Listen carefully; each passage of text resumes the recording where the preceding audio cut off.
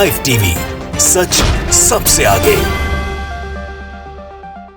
दोस्तों, मध्य प्रदेश, छत्तीसगढ़, राजस्थान, मिजोरम और तेलंगाना में चुनाव होने वाले हैं। 2018 में जब इन राज्यों में चुनाव हुए थे तो अमित शाह की अध्यक्षता थी और कांग्रेस की अध्यक्षता राहुल गांधी जी कर रहे थे। सबसे खराब प्रदर्शन भारतीय जनता पार्टी का था कि 5 के 5 राज्य बीजेपी हार गई थी और कांग्रेस पार्टी हिंदी पट्टी के तीनों राज्य जीत गई थी राहुल गांधी जी की अध्यक्षता में। बहुत सी बातें अमित शाह जी के बारे में लिखी गई थी, लेकिन उसके बाद भी कौन सवाल करेगा। पर अब बीजेपी के विधायकों को मध्य प्रदेश के चुनाव से पहले मध्य प्रदेश में खदेड़ा जा रहा है। मध्य प्रदेश में बीजेपी के विधायकों के लिए मुश्किलें बढ़ती जा रही हैं। बीजेपी के 1-2 बार के विधायक महोदय को उनके क्षेत्र के गांव की जनता ने खरी खरी सुना के उनको क्षेत्र से बाहर कर दिया। पीयूष बबेले जी ने एक ट्वीट किया है, वीडियो लिखा है कि मध्य प्रदेश में भाजपा का खदेड़ा शुरू। बैरसिया में बीजेपी विधायक को जनता ने खदेड़ा। बैरसिया भोपाल के नज़दीक, भोपाल जो राजधानी है मध्य प्रदेश की, उसी की एक ग्रामीण अंचल की विधानसभा है और उस बैरसिया विधानसभा के विधायक हैं विष्णु खत्री। कहा जाता है कि संघ के काफ़ी जुड़े हुए व्यक्ति हैं और ये हाल कर दिया ग्रामीणों ने कि आप देखिए कि खरी खरी वहाँ के ग्रामीण उनके जो मतदाता हैं उन्हें सुना रहे हैं और सीधे तौर के ऊपर शिकायत है। किस बात का विकास किया है बीजेपी की सरकार ने, सुनिए। मतलब उसमें 400-500 वोटर हैं, उस गांव में टैंकर है, लेकिन हमारे गांव में 800-900 वोटर हैं। 3 बार की घोषणाएं हो गई, वोट अभी मतलब कुछ है नहीं है।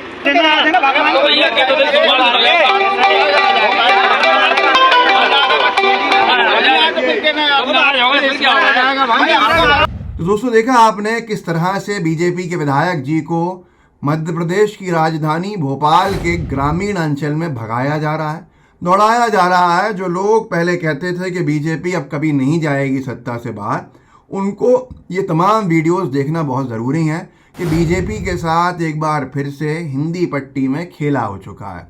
मोदी जी, अमित शाह जी निरंतर दौरे कर रहे हैं हिंदी पट्टी के, चाहे वो राजस्थान हो, चाहे वो मध्य प्रदेश हो।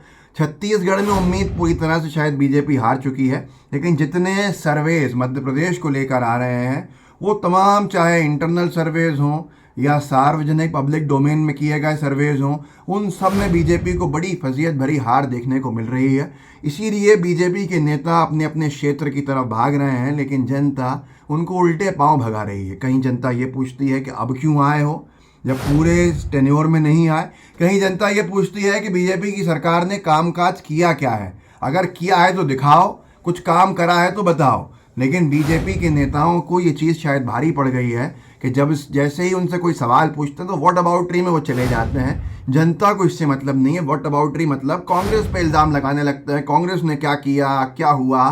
तो जनता 2018 में बीजेपी को मध्य प्रदेश से बाहर कर चुकी थी, लेकिन जो ऑपरेशन लोटस का दूसरा राज्य था वो मध्य प्रदेश था और मध्य प्रदेश की बनी बनाई सरकार को गिराया था। अब विधायकों का जीना मुश्किल हो रहा है राजनीतिक दुनिया के अंदर, चुनावी दुनिया में, चुनावी मैदान में। जिस तरह से बीजेपी के एमएलएज को विरोध का सामना करना पड़ रहा है वो सब कुछ आपके सामने है। मैं आपको कुछ और वीडियोस दूसरे राज्यों के दिखाता हूँ जहाँ चुनाव होने वाले हैं, वहाँ बीजेपी के या उससे घटक दल के विधायकों का क्या हाल है। आपको मैंने एक बार दिखाया था, हरियाणा में बीजेपी के कई विधायक परेशान हैं अपने क्षेत्र में। वहीं एक सांसद जी का हाल देखिए। हरियाणा तक ने लिखा था कैथल में जेजेपी विधायक ही एनडीए के विधायक हैं। जेजेपी विधायक ईश्वर सिंह के विरोध के बाद अब कुरुक्षेत्र में भाजपा एमपी का घेराव। पुलिस ने जनता के बीच से निकाला। सांसद नायब सैनी के आगे लगे मुर्दाबाद के नारे। लोग बोले पहले कुछ क्यों नहीं करते। सांसद बाढ़ ग्रसित इलाके में ट्रैक्टर पर बैठकर निकले थे, लेकिन जनता के विरोध के कारण गाड़ी में लौटे। ट्रैक्टर पर बैठ गए थे बाढ़ के इलाके में सांसद जी, भाजपा के सांसद जी हैं। नाम है इनका नायब सैनी जी को भगाया जनता। वहाँ के बाढ़ पीड़ितों ने कहा आप क्यों आए हो, पहले क्यों नहीं आए थे।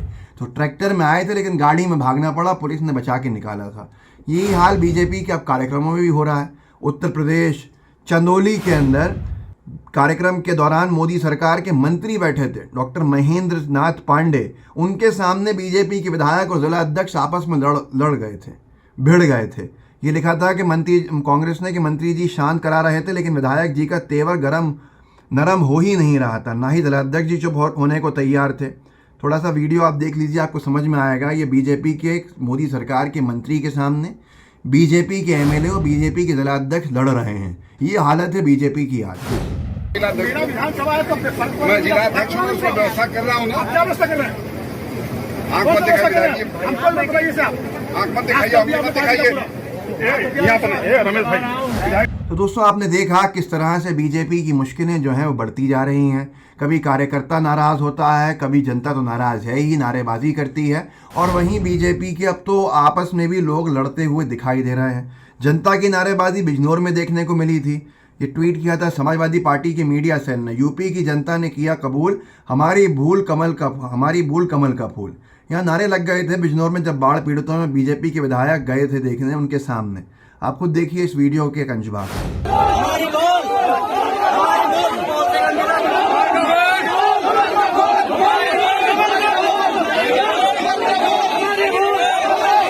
तो ये हाल हुआ है पूरी भारतीय जनता पार्टी के। हालात जो हैं वो बद से बदतर कई जगह पे हो चुके हैं। जनता अब उनसे हिसाब किताब लेने को खड़ी है। जनता सीधे तौर के ऊपर पूछ रही है कि भैया आपको 9 साल मोदी सरकार को दे चुके। कई राज्यों में बीजेपी 20-20 साल 15-15 साल हो चुकी, जैसे मध्य प्रदेश हो।